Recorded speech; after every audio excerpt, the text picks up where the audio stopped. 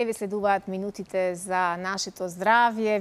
Ви кажав дека на наше задоволство и на ваше, предпоставувам, ова утро наша гостинка е доктор Ивана Одаџибадем Систина, која што е кардиолог и со која што ќе ни сподели многу нешта поврзани со она што последниве денови се случува кај ни во нивната болница. Всушност се зголемени повиците и интервенциите на кардиолошките заболувања со оглед на тоа што имавме огромни промени, турбулентни промени, температурни разлики и сето тоа направи бројни нарушувања. Пред се добро утро, доктор Ивана, и драго ми е што во овие минути ќе имаме можност пак и да им споделиме по некој корисен совет и да одговориме на некое прашање на гледачите кои што имаат да ни постават одредени прашања.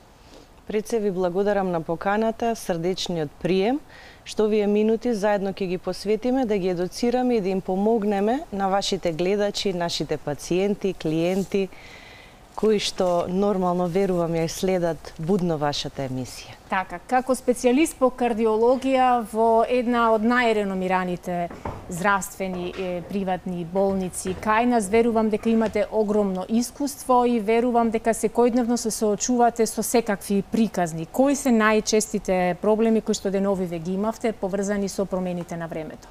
Променливото време ни донесе доста голем обем на работа. Меѓу другото, јас би ги издвоила според нивната фреквенција. Најфреквентни беа лицата со хипертензија или покачен крвен притисок, кои се веќе диагностицирани, примаат некаква терапија, се жалеа на варијации во крвниот притисок и на еден пик или нагол пораст на онаа висока или систолна вредност што ја нарекуваме. Таа вредност одеше и од оние 140 што велиме па во ред, дека исконтролирана, но и до 200. Тоа е вредност која е веќе хипертензивна криза и представува медицинска итност. А веднаш до нив беа лицата со една чувство на треперење во градите и неправилна срцева работа или промени во ритамот. Ние тоа го нарекуваме медицински аритмија, кој може да биде од повеќе типови, но би ја издвоила тука атриалната фибрилација или предкоморното треперење, кој што најчесто оди со еден изразен замор. Тие лица не можеа да искачуваат скалила, дури да ги обавуваат личните потреби.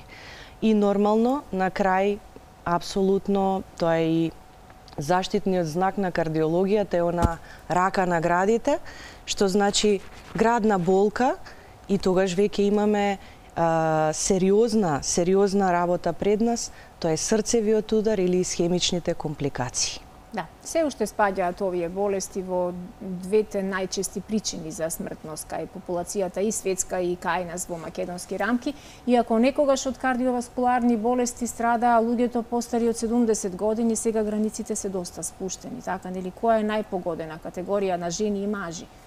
За жал, границата е сигнификантно редуцирана, вредноста е возрастна некаде околу 60 на години.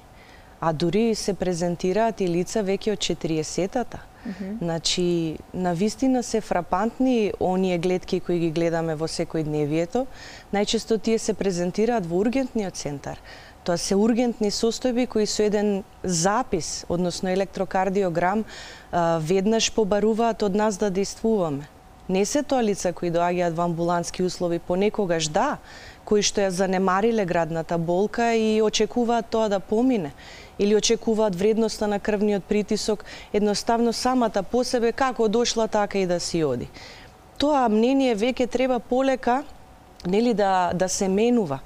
Затоа и нели вие како медиум действувате на тој начин за на тие лица да им кажеме дека треба да станат од своите домови и да дојдат во амбулантски услови. Да, ако во минатото навистина медицината не била дотолку развиена, немало толку добри полезни терапии. Верувам дека денеска во овие услови во кои што и вие функционирате и сте познати пошироко не само во земјава, туку и во регионов, може да се превенира и да се одложи или да се спречи и срцевиот и мозочниот удар, така нели? Апсолутно. Значи, Ова што го потенциравте, навистина е денес овозможено и едноставно. Имаме многу алатки. Значи, нашиот свет не е повеќе црно-бел. Јас спаѓам во категоријата на кардиолози кои се баваат со имиджинг или специјалист по сликовни техники. Сликовните методи се ултразвучните методи, кои што се безбедни, а со тоа го прикажуваме срцето и крвните садови. Оние магистрални крвни садови, едните се на вратот, кои јас ги нарекувам и моите колеги прозорец кон атеросклерозата, а потоа и срцето, кое што е еден комплексна пумпа, кое што има нели своји димензии, своја структура и своја хемодинамика. Но веќе тој свет не е црно-бел, ви велам. Го имаме во 4D приказ, го имаме во вистинско време го прикажуваме како се движи и секој испад кој што би го забележале, тоа едноставно действуваме веднаш. Не само што детектуваме било какви промени, туку тие ги третираме и го следиме исходот од тој третман. Секоја чест. Еве да ги поздравам и колегите во режија, телефонските линии веќе можеме да ги вклучиме, нека бидат активни и ги очекуваме јавувањата на нашите гледачи кои што знам дека ни се токму таа целна група, речиси и да немаме гледачи помлади од 40 на години, но сигурна сум дека сите оние, особено вие кои што сте во второто полувреме од животот, сте се соочували или можеби веќе имате такви проблеми, кардиоваскуларни проблеми, кои што знаат да направат и многу поголемо нарушување на нашето општо здравје, но се поаѓа од некаква си болка чудна или можеби атипична, која знае да биде краткотрајна, но знае да ни се провлекува и континуирано, да стане хронична, но ние си наоѓаме изговор од времето ми е, лошо лежев, премногу се изморив или имав конкретен стрес. Што значи игнорирањето на некоја силна градна болка? Или, еве, на ова прашање ќе одговориме веднаш после јавувањето на првиот гледач, бидејќи веќе ми јавуваат дека некој не очекува на линија. Добро утро. Ало, добро утро. Добро утро, Слободанка, повелете. Поздрав многу Сузе до тебе и до гостинката. Благодарам. Јас да ви кажам најискрено и се обраќам на докторката.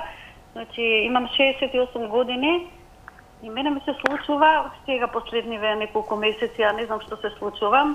Значи, јас се борам со висок притисок, пијам ја на сабајле 10 на вечер, ама па сега ми паѓа докторка сабајле која ќе станам, јас ич не ми е добро, ми паѓа 80 со 60 да речеме. Па после така малку ќе ми стане поарно, значи на 110 ми е сега добро, замислете, јас има 190 некогаш. И сега тоа што го кажавте вие, тоа треперење нешто, немам треперење, него чувствувам дека како да ми се качува срцето во грло и дека јас морам да се закашлам неколку пати. Значи чувствувам дека нешто како да лупа силно, па прекинува. Сега на ЕКГ која ќе отидам, тие не го фаќаат тоа и викаат се тие во ред, нели срцето е окей, нели? Или да речеме ако сум носила холтер, ќе кажат па баш тие 24 сата, па не се повторило тоа. Сваќате, не се појавило, значи ова инцидентно. Дали од времето, исто јас викам, сигурно од времето, може од годините, може се, ама секако ете да ви се пожелам, може ќе ми дадете некој совет. Благодарам многу, поздрав. Благодариме за јавувањето. Повелете, доктор Ивана. Значи, пред се да ја поздравам госпоѓата, која што навистина отслика една одлична слика на едно наше секојдневие и ова не е нешто кое е буквално реткост, напротив. Значи, таа прима антихипертензивна терапија од најчесто препишуваната група на лекови, кој што е сосема солидна терапија, но сепак сметам дека кај неа недостасува една едукација од аспект на тоа како да се самоконтролира во домашни услови.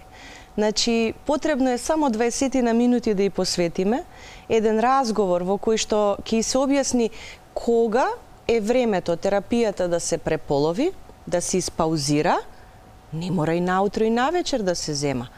Одреден лек, кој му е ефектот и колку време трае. Така да кај вас недостасува само една кратка едукација во ваш интерес, со кој што понатаму ќе си се само контролирате во домашни услови без да имате потешкоти. А да, времето е променливо, наскоро не очекува исклучително топло време, кое што ќе си донесе нови промени и нови моменти. Да.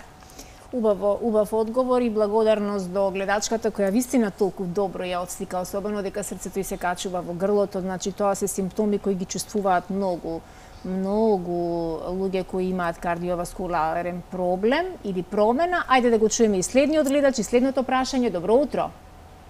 Ало, добро утро. Повелете. Поздрав до вас, прекрасни сте. Вакви луѓе ни требаат почесто.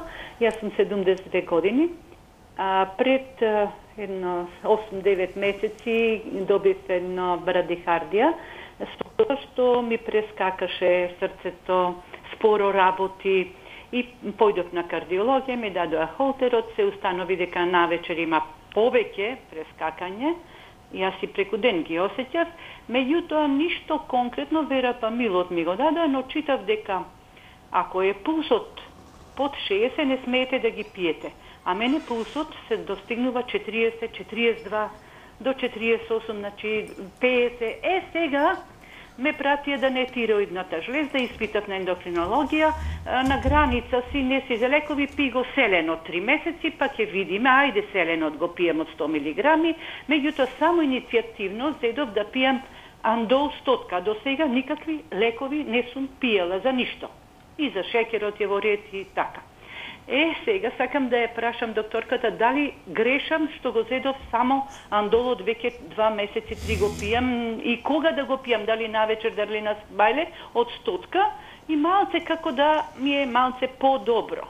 Но пак од време на време тоа екстрасистоите јас ги осеќам и пулсот ретко некогаш кој ќе ми е по-добро 60, 65 ќе дојди, значи варира. Па некој совет, поздрав до докторката, успех во работата, поздрав до вас водителке и така се најдобро. Благодариме. Повелете. Значи, госпоѓата е во една возраст која што нели сите не очекува, кога се насобираат повеќе работи. Не е само една, не постои пациент со само една диагноза, така да може да имаме повеќе заболувања или коморбидитети. Процесот на старење е неминовен, така да атеросклерозата апсолутно значи е дел од нормалното старење. Некој го има повеќе, некој помалку. Се што треба е едно комплетна проценка со помош на ултразвучни техники, да видиме срцето како изгледа, да побараме која е причината за овој пад на срцевата фреквенција, но таа веќе е дадено верапамил, веројатно бидејќи ритамот не само што се намалува, туку тој се забрзува. И сакат, значи колегите кои ја следат, да биде добро контролирана. Затоа што сите побрзи отчукувања носат со себе одреден тромботичен ризик. Тоа се микротромботични компликации кои најчесто се случуваат и во мозочното стебло. Но кај неа, бидејќи не издвоиле ништо конкретно од типот на да го дефинираат кој е типот на аритмијата и етиологијата за ова кое се случува, побарува само едно заокружување на кардиолошките процедури и да си води еден запис за фреквенцијата, да не се плаши, значи ако базичната фреквенција е 60, во вечерните часови таа знае да се намали за повеќе од 10%. Се толерира 60, доколку одземеме 14, би требало додека спиеме да е неколку 45 отчукувања до 50. Се зависи кој ни оној базален ритам. Така да, пообсежно до исследување, да ја следи тироидната жлезда, кој колегите соодветно ја посочиле, и етиологијата, односно причината зошто. Толку. Одлично, благодарам. Во интерес на гледачите можеме да продолжиме со уште јавување. Благодарам. Да. Ајде да го вклучиме и следниот гледач со следното прашање. Повелете. Дали сме на линија, дали имаме гледач? Јас добив информација од режија дека имаме, но сепак ќе изчекаме. Имаме сепак гледач. Повелете. Добро утро. Добро утро. Јубав ден, поздрав. Благодарам. Јас се јавувам на 62 годишна возраст. Подлого време јавувам со висок прицок 210, со 80, 90, 110. Сега во последно време беше на некои прегледи на кардиологија у Штип, да не ја ми да пијам насабеле Валскомбо 320, Нибел од 5 милиграма и кардиопирин. Навечер пијам трикапин, а не, умеѓу време пијам и 4 пати по едно апче од... Чекај. Ајде да ги избараме апчињата. На колајца ми. Валсофлекс. Добро. Валсофлекс пијам. Кога онаа вечер притисокот ми сега иде од 130 до 150.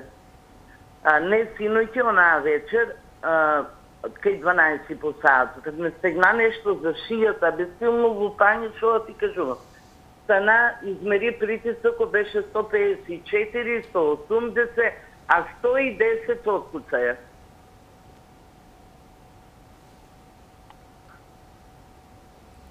Тука сме? Се слушаме? Да, Добро. слушаме се. Добро, ви благодарам за вашето јавување. Зашто би можело да се работи, доктор Ивана? Значи вака, ова е една пациентка која што има проблеми со крвниот притисок. Крвниот притисок сам по себе ниту значи постои, него едноставно тенденцијата е дека го променува срцето. Ова е господја која имала веќе долги години наназад покачен крвен притисок. И срцето се променливало. Очекуваме ѕидовите на срцето да се задебелени или хипертрофирани. Тоа е срцев мускул кој е способен да генерира висок крвен притисок. И денес постои конкретна диагноза за овие пациенти кои порано лутаа, да, но мене срцето ми е добро, пумпната снага беше одлична.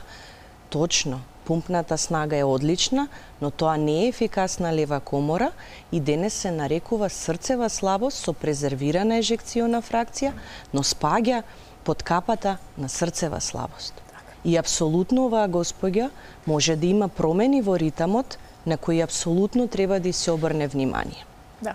И сакам да потенцирам, во 21. век, со оваа палета на лекови кои ја имаме, на вистина не смее да има такви вредности толку високи и таа хипертензија да е неконтролирана. Да. Значи веднаш да си закажете кај вашиот лекар, да си барате упати, да се упатите кај кардиолог, интернист, како и да се одреди точната терапија со новите лекови. И сосема накратко, бидејќи следуваат вестите во 8:30, кои се симптомите кои што можат да навестат инфарктна состојба или мозочен удар?